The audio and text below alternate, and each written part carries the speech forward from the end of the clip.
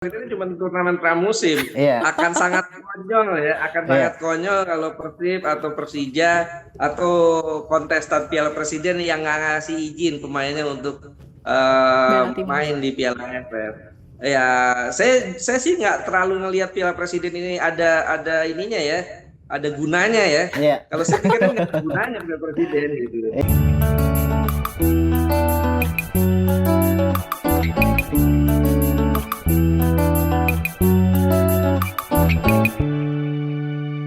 Pagi Bung Pagi Bung Ais. Ais.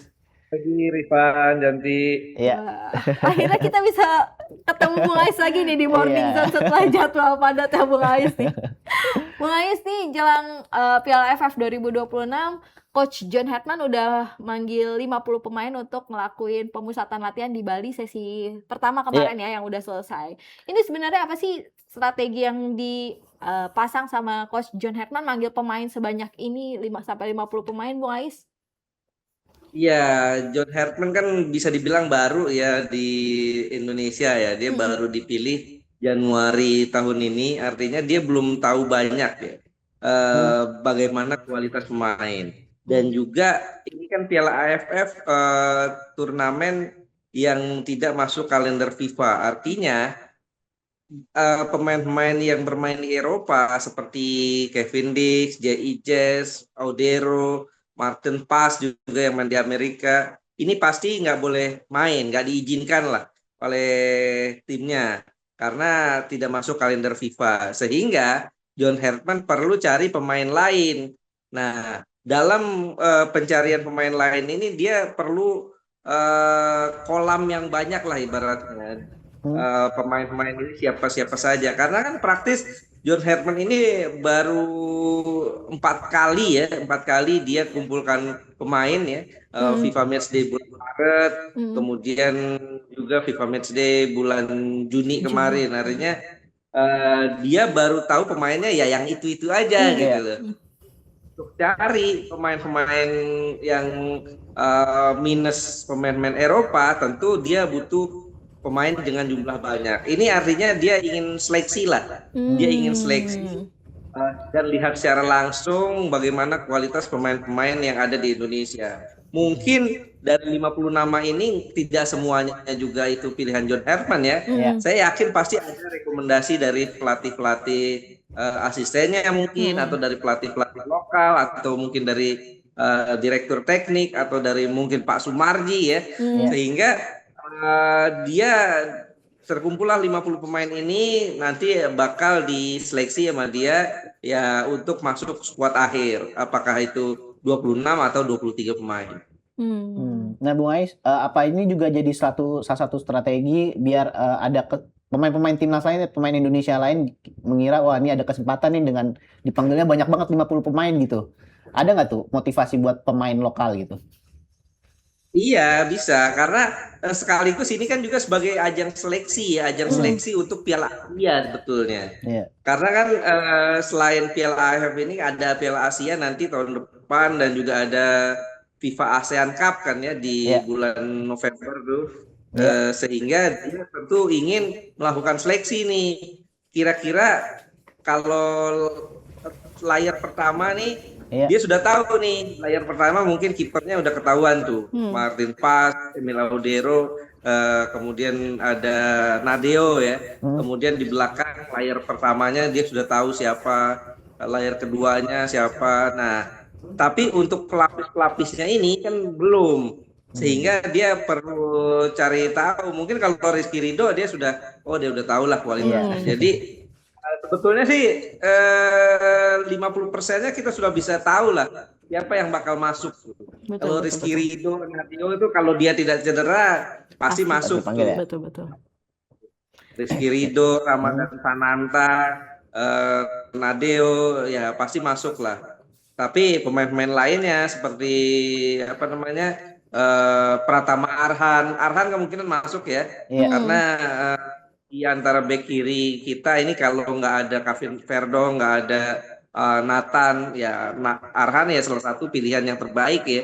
Apalagi dia sekarang kan mainnya di Persija, sehingga pasti bisa main. Nah, Sementara pemain-pemain lainnya apakah Arkan Fikri masuk, Arkan Kakak masuk, saya nggak yakin tuh. Arkan Kakak, Arkan Fikri mungkin ya, tapi kalau Arkan Kakak kayaknya agak sulit tuh. Karena di depan kan persaingannya cukup berat tuh. Ada Ananta, ada Excel ya, Excel untuk KU, Ada Ragnar. di Ragnar juga, dan di posisi winger juga banyak tuh. Artinya memang di sini jadi kesempatan. Ya betul tadi kata Rifan, mungkin juga pelatih John Hetman mau kasih kesempatan ya pada pemain-pemain lokal lainnya untuk berkompetisi, bisa masuk ke timnas. Apalagi ini kesempatan kan, di saat pemain-pemain diaspora yang main di Eropa nggak ada. Iya, benar-benar. Nah, Bung Ais, ini kan pemain dari daftar 50 pemain yang udah dipanggil, Persib dan Persija itu mendominasi nih pemainnya, sama-sama kirim 11 pemain yang dipanggil ke TC ya.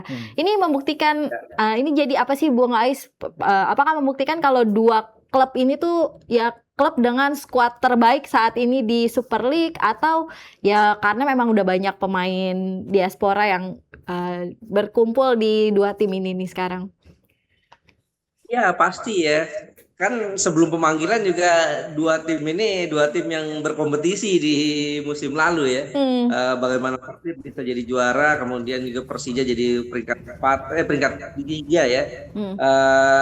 Tapi terlepas dari itu, kalau kita lihat apakah mereka ini bakal menjadi salah satu tim terbaik, ya bisa jadi ya.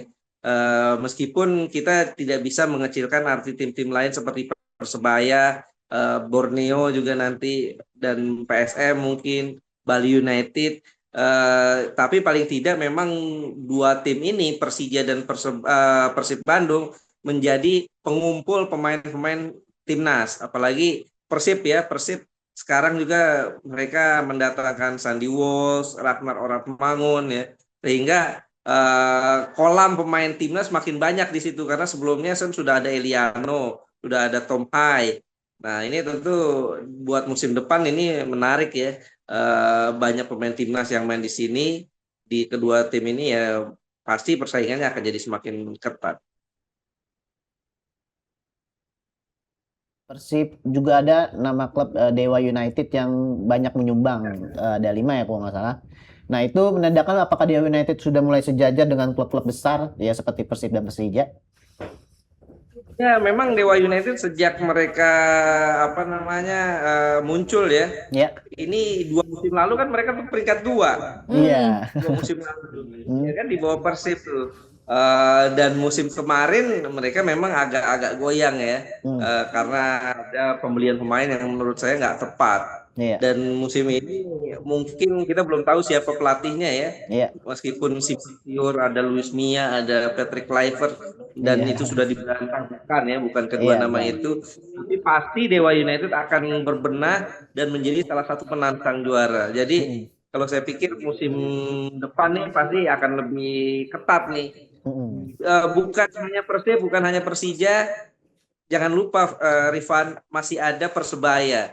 Persebaya ini punya Bernardo Tavares yang bisa dibilang ini pelatih mantan juara bersama PSM. Musim lalu dia baru masuk di paruh musim, sehingga pemain-pemainnya itu bukan pilihan dia kan, pemain-pemain warisan dari pelatih sebelumnya. Nah sekarang dia dari awal musim dan pemain-pemainnya dia bisa pilih sendiri, sehingga saya yakin ini akan menjadi penantang serius ya. Jadi kalau musim kemarin ada Borneo, musim ini saya lihat Persebaya yang bakal jadi penantang Persija dan juga Persib Bandung. Selain Dewa ya, selain Dewa dan Bali United juga jangan dikesampingkan. Iya.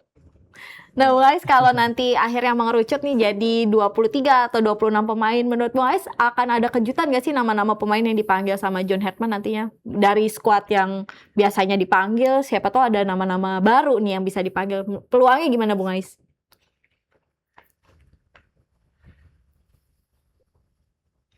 Ya, nama kejutan sih mungkin ada ya. Mungkin ada. Mungkin 1-2 pasti ada tuh. Apakah rekan kakak misalnya. Tapi yang pasti tim ini pasti akan memasukkan nama-nama pemain muda. Seperti Matthew Baker tuh kemungkinan besar masuk tuh. Matthew Baker. Karena pemain ini kan versatile ya. Dia bisa dimasukkan sebagai back sayap, atau sebagai center back, atau sebagai gelandang. Jadi dia versatile. Dia bisa bermain di beberapa posisi, dan John Herdman juga saya lihat ini pelatih yang selalu memberi porsi pada pemain muda. Paling enggak ada sekitar 10% nanti tim ini akan diisi oleh pemain muda. Bisa jadi Matthew Baker, bisa jadi siapa lagi yang ini, Arkan Kakak kayaknya berat ya kalau Arkan Kakak ya. Bisa jadi Arkan Fikri mungkin, bisa jadi Excel kali ya Bung Ais ya. Excel ya, kalau Excel sih ini harus masuk kalau saya pikir ya, karena kita kan nggak ada Ole Romani, dan Excel penampilannya bagus, justru jadi kejutan kalau Excel nggak dipanggil, kalau nggak masuk gitu. Kalau Teja gimana Bung Ais? Teja layak masuk ya, Teja layak masuk untuk Piala AFF ini paling enggak. Kalau untuk Piala Asia mungkin agak berat Teja Paku Alam ini, karena kan pasti kalau Emil dan Marlon Park kan pasti masuk tuh kalau nggak cedera ya. Nah, satu lagi pasti kiper yang akan lebih muda yang akan dibawa. Cahya. Kalau Teja bukannya dia nggak bagus, tapi faktor usia yang membuat dia kalau pelatih pasti akan mempertimbangkan untuk masa depan. Ya, artinya kalau untuk masa depan dia akan lebih pilih kiper lain yang usianya lebih muda untuk kasih pengalaman, kasih jam terbang di level internasional ketimbang Teja yang usianya sudah 30 tahun lebih gitu. Nah, Bung Ais nyambung yang tadi juga nih. Tapi untuk Piala AFF saya yakin dia Tapi kalau untuk Piala AFF saya yakin dia bisa jadi diperhitungkan ya, dimasukkan. Karena dia kan penampilannya juga bagus di level klub ya. Iya. Teja, Cahya Supriyadi, Nadeo sepertinya. Kalau 3 pilihan, kalau saya sih milihnya itu.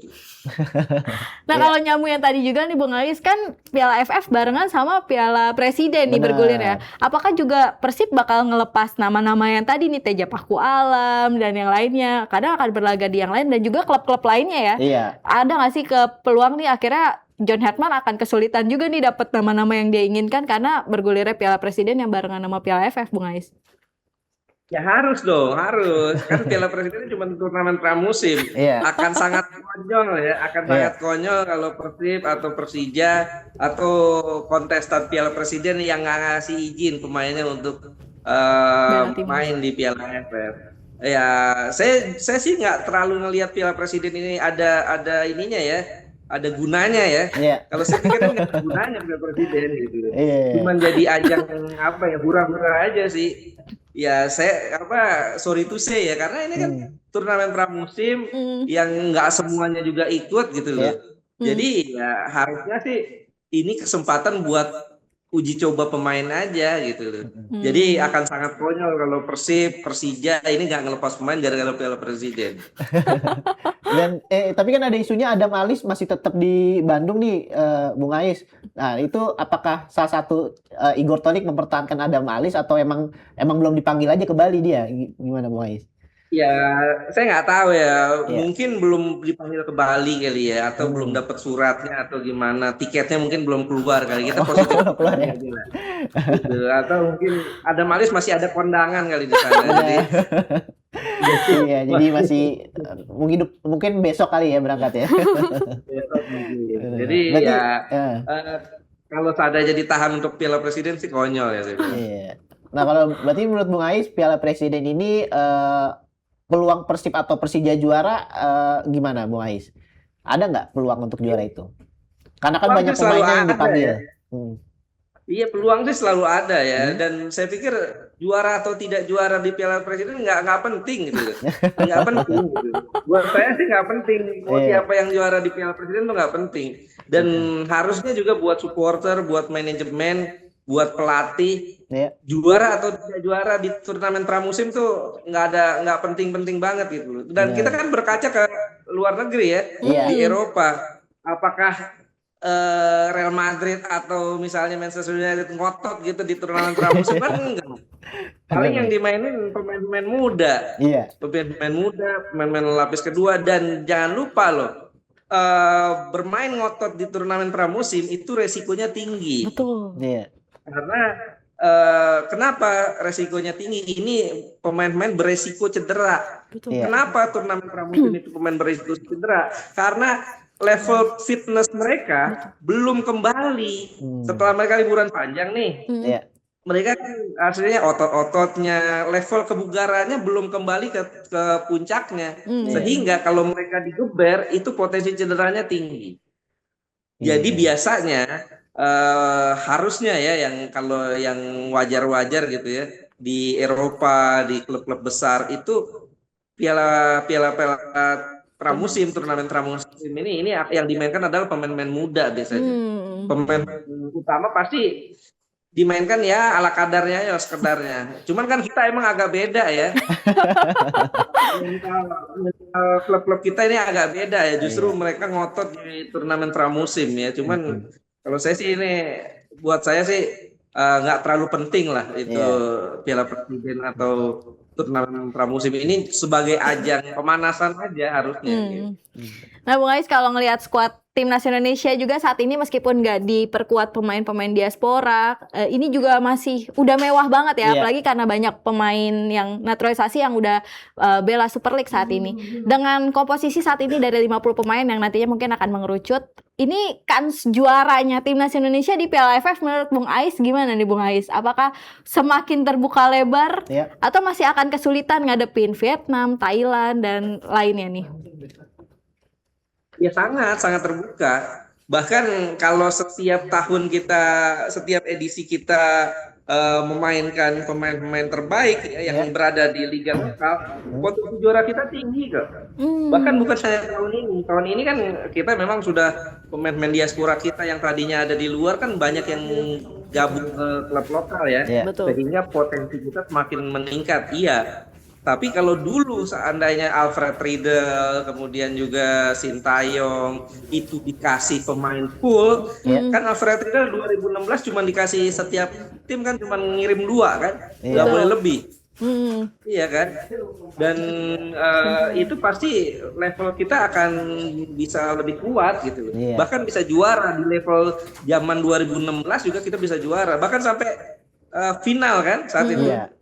Walaupun kita cuma setiap klub punya hanya bisa mengirimkan 2, apalagi sekarang.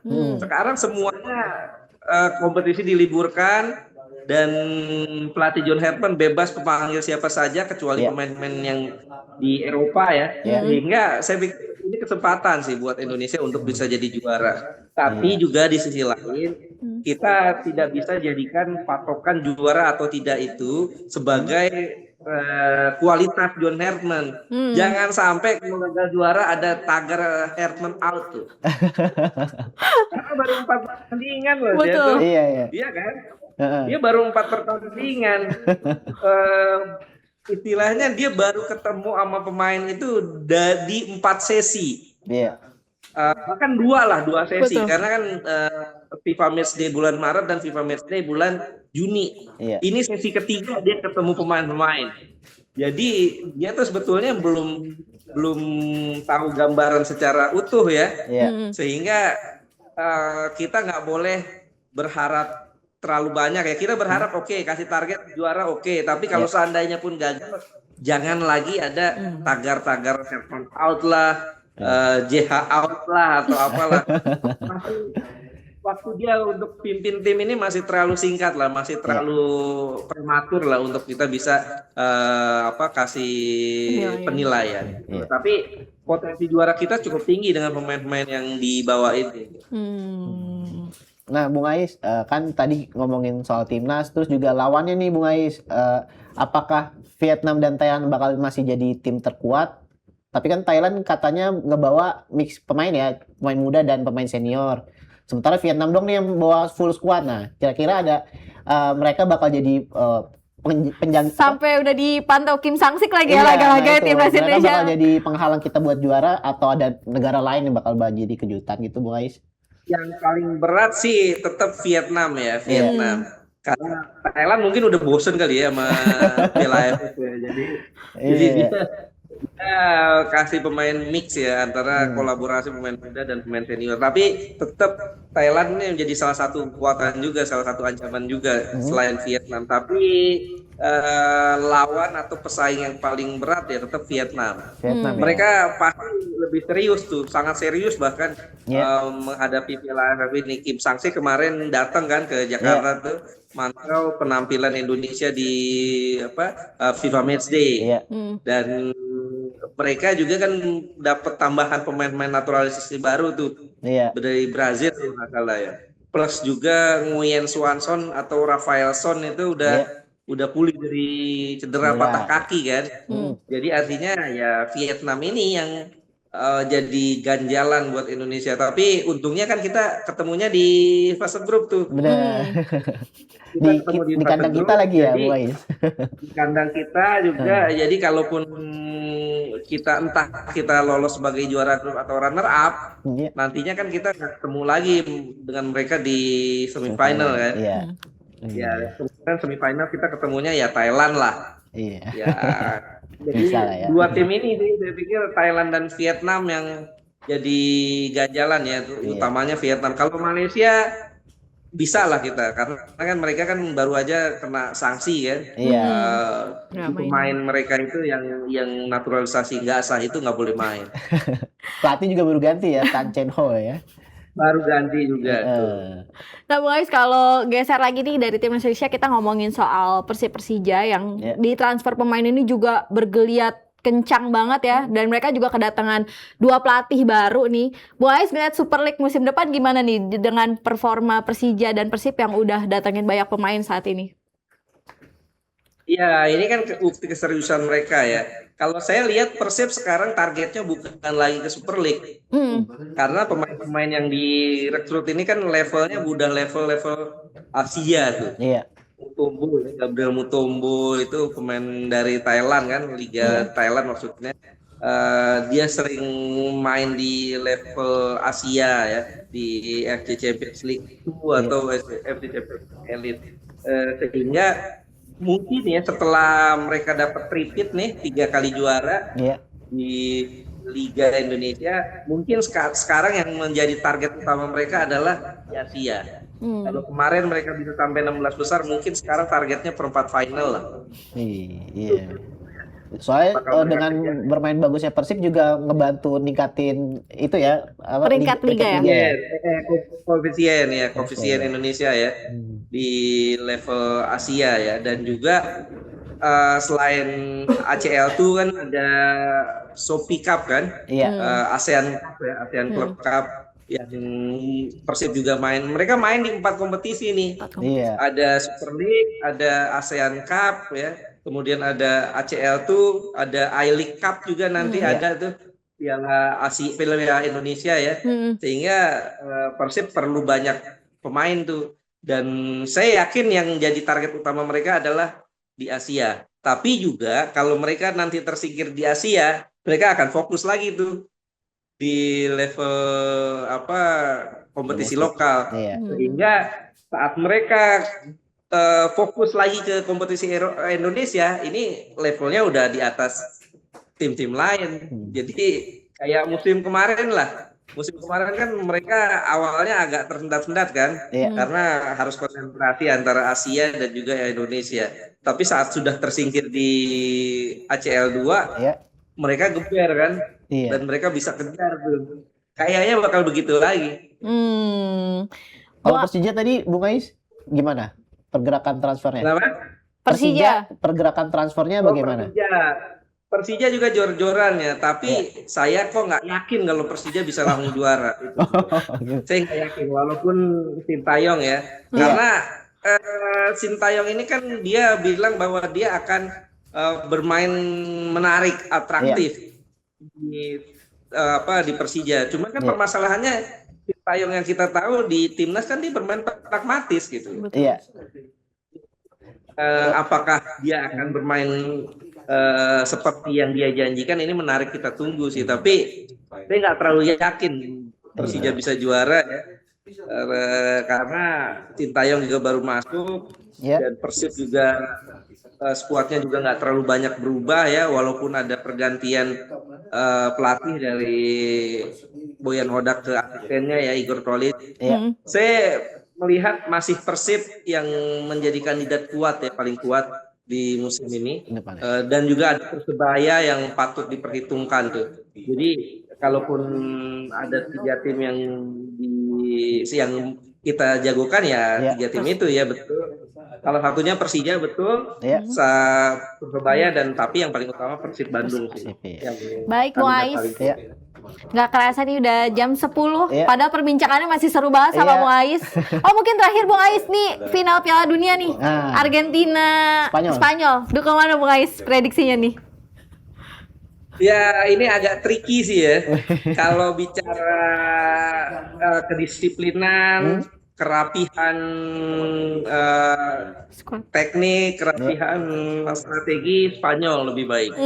Dia lebih baik, lebih rapi, dan baru kebobolan 1 gol juga dari 7 pertandingan ya. 6 clean sheet juga, artinya pertahanannya kuat. Tapi kalau bicara mental juara, Argentina. Argentina ini di luar nalar saya sih. Dia gokil ya. Bisa di fase knockout, bisa comeback berulang-ulang gitu, berkali-kali. Ini yang agak ini. Jadi kalau menjagokan mana, ini 50-50 sih masih peluangnya kedua tim. Unpredictable lah, agak sulit ya untuk diprediksi, karena kalau bicara di atas kertas, Spanyol harusnya yang juara. Spanyol harusnya yang juara karena mereka tampil lebih rapi, di tangan Luis de la Fuente lebih positif mainnya ya, lebih stabil lah. Tapi Argentina ini ya mental juaranya gila gitu, dan mereka punya pemain yang lebih berpengalaman. Jadi ya 50-50 lah. 50-50. Baik, masih 50-50 ya Bung Ais. Tinggal kita nantikan nih Senin dini hari nanti siapa yang bakal angkat trofi. Terima kasih Bung Ais sudah bergabung di Morning Zone hari ini. Selamat kembali beraktivitas. Salam olahraga Bung Ais. Olahraga. Gak sempet baca? Dengerin aja. Klik icon text to speech di okezone.com.